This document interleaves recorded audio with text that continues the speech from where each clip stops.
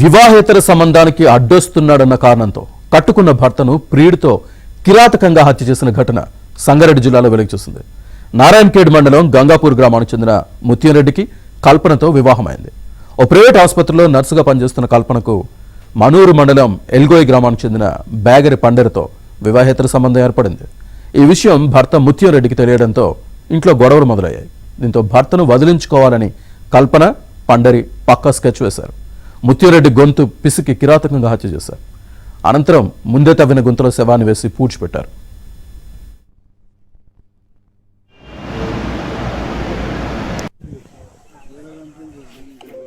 వచ్చిన దాని ప్రకారం కల్పన కి మన మనూర్ మండల్ కి సంబంధించి ఎల్గోయ్ గ్రామానికి చెందిన పండరి అనే వ్యక్తితోటి ఇల్లీగల్ ఇంటిమసీ ఒక 4 years నుంచి ఉందని చెప్పేసి మాకు సమాచారం రాగా పండరి అనే వ్యక్తిని నిన్న తీసుకొని విచారణ జరపగా అతను